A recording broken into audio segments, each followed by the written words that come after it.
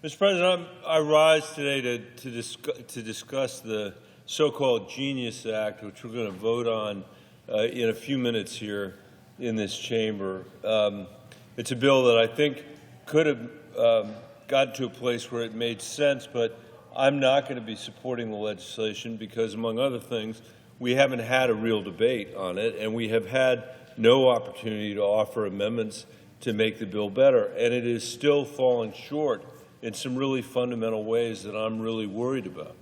I'm really worried about the risk to money laundering that I don't think is well addressed in this bill. I'm really worried about the regulatory structure, which looks absolutely nothing like the structure that is required for our banks and for foreign banks that want to do business here in the United States. I think we may come to rue the day that we didn't put the guardrails in place to protect the American people from what could be a catastrophic effect on our economy, because we had the failure to have the foresight to see the potential risks that we could face.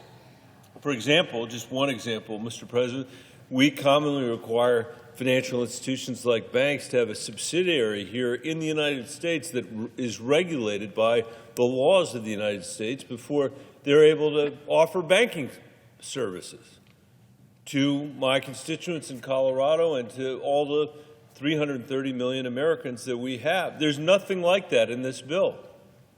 There's nothing like that in this bill. If some administration official deems a foreign jurisdiction is somehow good enough, without it actually being good enough, without it having the benefits of the best regulatory environment in the world, which is ours, then people can do business here issuing crypto, in this case stable coins.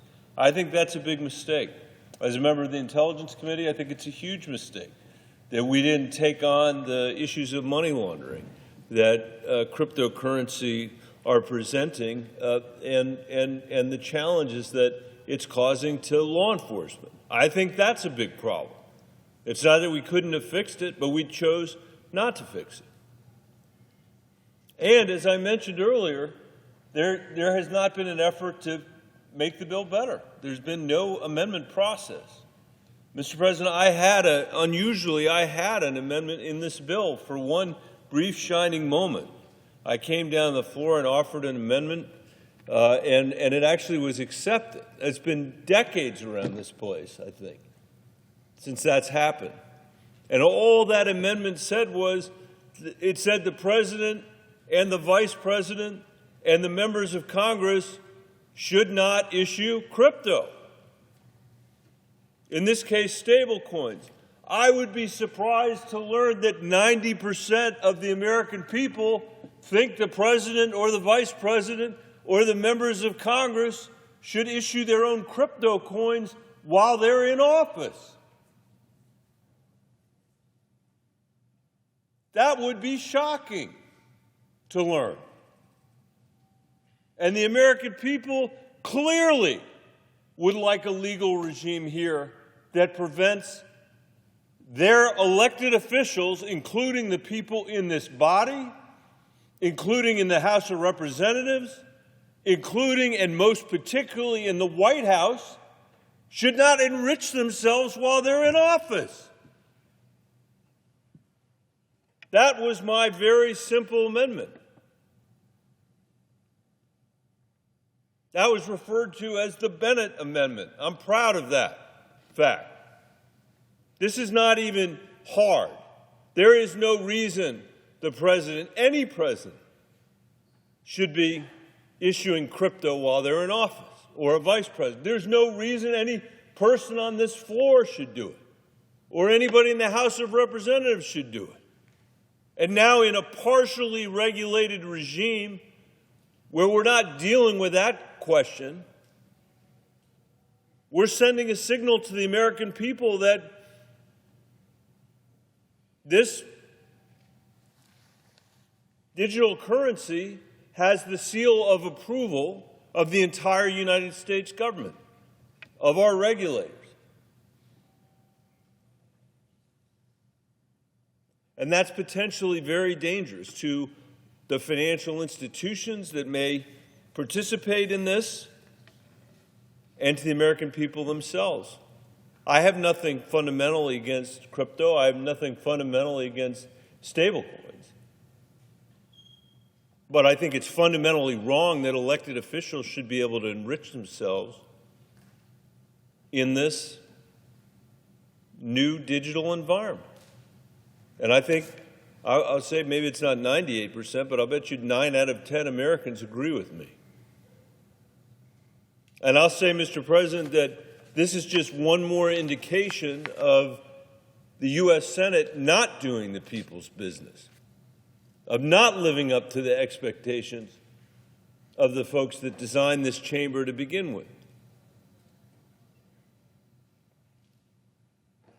This bill is going to pass with votes from the Democratic Party, even though there was not a single amendment voted on as part of this bill.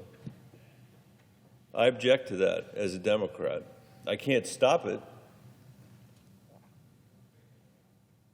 because there are 60 votes for this legislation. But I think we would have been a lot better off on this bill, just like with almost any bill that comes before the Senate, to have an open amendment process.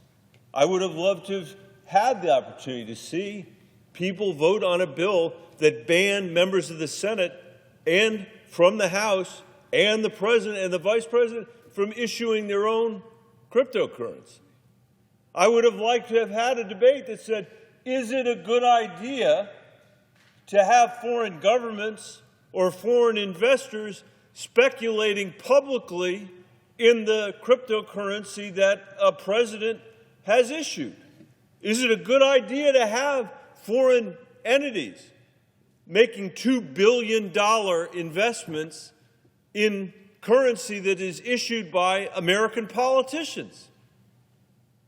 That is crazy.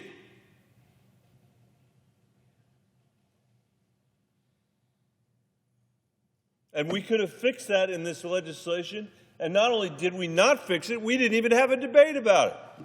We didn't even have a single amendment come to the floor. We were in such a hurry to do the bidding of the proponents of this legislation. Mr. President, I would urge all my colleagues to vote no on this procedural motion, to go back to the drawing board to have a proper negotiation, to write a piece of legislation that actually would provide the seal of approval in a meaningful way to American investors and to American consumers. And when it comes to the issuing of cryptocurrency and stablecoins, that we would have heeded the common sense of the American people, who would have said, do not ratify the corruption that's going on in our capital.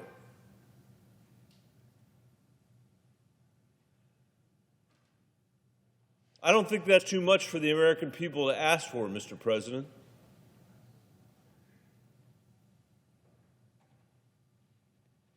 And I hope my colleagues will reconsider their position and we'll have the chance to have a proper debate and a proper negotiation on this bill.